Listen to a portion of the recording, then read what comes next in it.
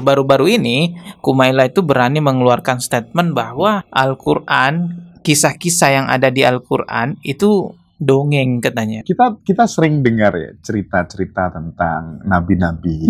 Itu dongeng apa sejarah sih? Aku menyimpulkan itu dongeng. Bahkan dia juga berstatement, katanya penghafal Al-Quran itu nggak ada gunanya. Buat apa ngafalin Al-Quran? Minta.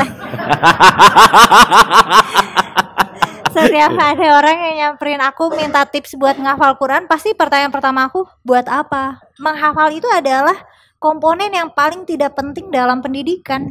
Wallahi jamaah sekalian, yang bersama Al-Quran tidak akan merugi. Berkah rizkinya, berkah umurnya, terjamin kebahagiaan. Assalamualaikum warahmatullahi wabarakatuh. Ada banyak komentar di YouTube dan juga ada beberapa DM yang masuk ke saya meminta untuk bahas Kumaila. Kalau komentar-komentar di YouTube tuh begini. Coba saya bacain ya. Assalamualaikum Bang, coba bahas Kumaila Hakimah. Namanya Kumaila Hakimah.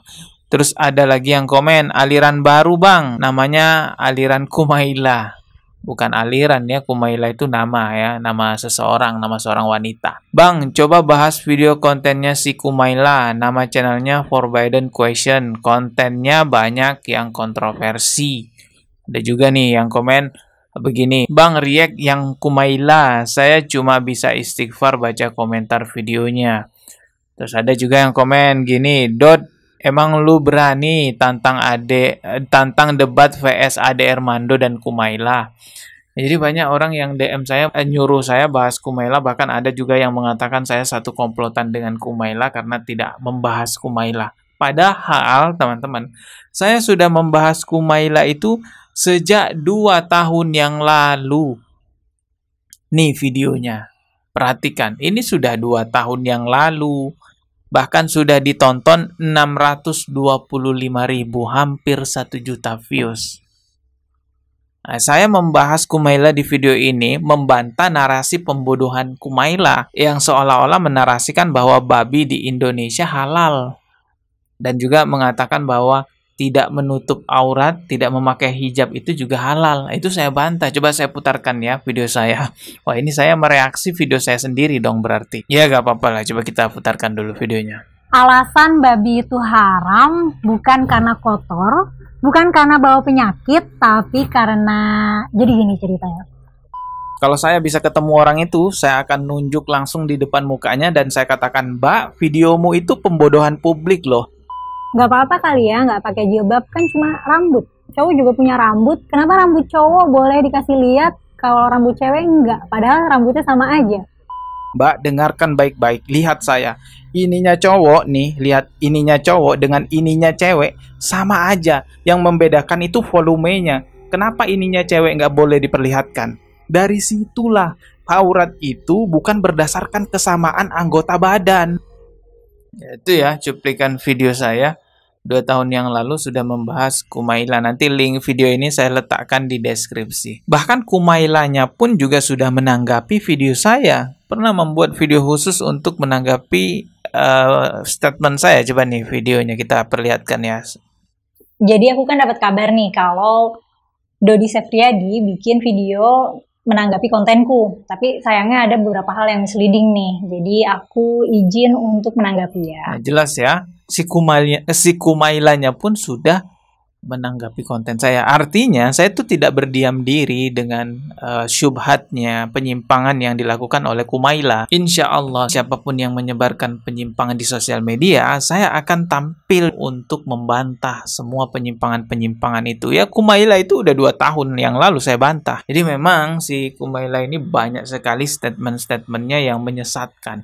Bahkan ada statement yang mengantarkan pada kekufuran. Hati-hati ya dengan statement-statement yang mengantarkan kekufuran. Orang yang memberikan statement dan yang membenarkan statement itu sama-sama bisa masuk ke jurang kekufuran itu. Jadi waspada. Nah, belakangan ini Kumaila semakin banyak diundang podcast kemana-mana karena dipromosikan oleh Ade Armando di Cokro TV. Jadi semenjak dia bersama Ade Armando podcast di Cokro TV, itulah banyak yang mengundang Kumaila dengan statement-statementnya yang ngawur. Baru-baru ini Kumaila itu berani mengeluarkan statement bahwa Al-Quran, kisah-kisah yang ada di Al-Quran itu dongeng katanya. Kita sering dengar ya cerita-cerita tentang nabi-nabi. Ada nabi yang membunuh anak kecil, ada nabi yang bisa masuk ke dalam api dan lain sebagainya itu. Itu dongeng apa sejarah sih? Waduh. Jadinya kalau aku menyimpulkan itu dongeng. Karena Kisah kalau gitu ya, kisah, yang bisa kita ambil moral story-nya gitu ya. Saya ingatkan sekali lagi, ini penting sekali, please teman-teman dengarkan ucapan saya ini ya, dengarkan. Hati-hati dengan ucapan-ucapan kekufuran. Yang mengucapkan dan yang membenarkan itu sama-sama bisa menjadi kufur. Tadi kan jelas itu pertanyaannya kepada Kumaila. Kita sering dengar ya cerita-cerita tentang nabi-nabi. Ada nabi yang membunuh anak kecil.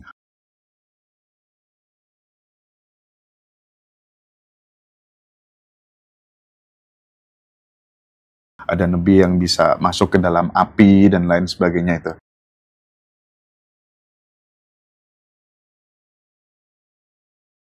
Itu dongeng apa sejarah sih? Kumaila jawab, itu dongeng. Aku menyimpulkan itu dongeng. Karena Kisah kalau gitu ya. kisah, Astagfirullah. Anda bisa cari definisi dongeng di Google itu apaan. Dongeng itu cerita-cerita fiktif yang tidak benar kejadiannya, tidak nyata kejadiannya. Artinya sama aja, Kumaila menganggap bahwa ya kisah-kisah Nabi yang ada pada Al-Quran itu fiktif, dongeng, nggak benar. Yang mengatakan Al-Quran dongeng dan yang membenarkan perkataan itu ya sama-sama aja bisa kufur, teman-teman. Bagi orang-orang bertakwa, orang-orang mukmin, Al-Quran itu tidak ada keraguan di dalamnya dan petunjuk bagi orang-orang yang bertakwa kepada Allah Subhanahu wa taala. Allah Subhanahu wa taala berfirman dalam surah Al-Baqarah ayat kedua, "Zalikal kitabu la raiba fi hudan lil muttaqin," yang artinya kitab Al-Quran ini tidak ada keraguan di dalamnya, tidak ada keraguan padanya, petunjuk bagi orang-orang yang bertakwa. Dan mempercayai Al-Quran sebagai petunjuk itu bagian dari rukun iman kita yang ketiga. aku menyimpulkan itu dongeng. Merupakan suatu pelecehan yang sangat keji sekali terhadap umat Islam, mengatakan bahwa Al-Quran itu adalah dongeng, kisah-kisah Nabi yang ada di dalamnya. Berarti sama aja nih, menganggap umat Islam itu berpedoman pada dongeng. Allahu Akbar, nih orang ngakunya hafal Al-Quran 30 juz, tapi kok merendahkan Al-Quran. Bahkan dia juga berstatement, katanya penghafal Al-Quran itu nggak ada gunanya. Buat apa ngafalin Al-Quran? Menghafal itu bagian dari kecerdasan yang tingkat paling rendah. Bahkan disamakan juga penghafal Al-Quran itu sama seperti burung beo yang bisa ngomong. Saya nggak paham nih, perempuan nih gimana cara berpikirnya. Jadi setiap kali ada orang yang nyamperin aku minta setiap ada orang yang nyamperin aku minta tips buat ngafal Quran, pasti pertanyaan pertama aku, buat apa? Gitu. Kenapa? Gitu. Terus nanti kan dia ngasih alasan-alasan, tapi kenapa harus dihafal? Padahal kalau secara level kognitif, hafalan itu adalah skill kognitif yang paling rendah. Karena kan menghafal itu membeo. Itu kayak bayi, kayak diajarin mama ini papa, kayak emang selevel itu.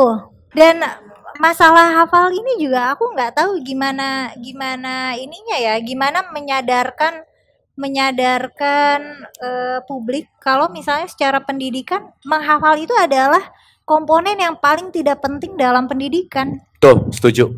Tidak mengajarkan kita berpikir kritis, tidak menggiring kita pada pemahaman, tapi cuma melatih kita menjadi beo aja. Oke.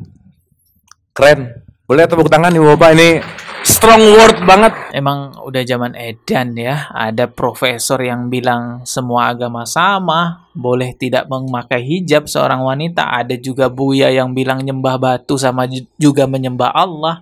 Nah muncul lagi nih Kumaila yang target pasarnya ya pasti anak-anak muda lah, karena dia masih muda, mengatakan Al-Quran dongeng, gak penting menghafal Al-Quran. Sudahlah, astagfirullahaladzim, hati-hati aja. Semoga saya bisa selalu ya membantah syubhat di channel ini. Terima kasih yang sudah dukung juga channel ini. Semoga kebaikan-kebaikan yang ada di channel ini tercatat sebagai pahala jariah buat kita semua, baik yang mendukung channel ini dengan like, comment, subscribe, dan lain sebagainya. Kita ketemu lagi di video berikutnya. Subscribe dan juga loncengnya ditekan sebagai notifikasi. Wassalamualaikum warahmatullahi wabarakatuh. Wallahi jamaah sekalian, yang bersama Al-Quran tidak akan merugi. berkah rizkinya, berkah umurnya, terjamin kebahagiaan. Allah Subhanahu wa taala hanya minta satu, berkenan bersama Al-Quran di dunia. Apa yang kita dapat? Apa yang akan dibalas? Akan Al-Quran temani kita di dunia, akan temani kita saat sakratul maut, akan temani kita di kuburan membela kita, akan menemani kita saat kita dibangkit oleh Allah, akan menemani kita saat hisab, akan menemani kita saat berjalan di atas sirat yang sangat tipis dan panjang, bahkan tajam jalanannya. Begitu sampai ke surga, apakah Al-Quran melepas? Tidak akan melepas.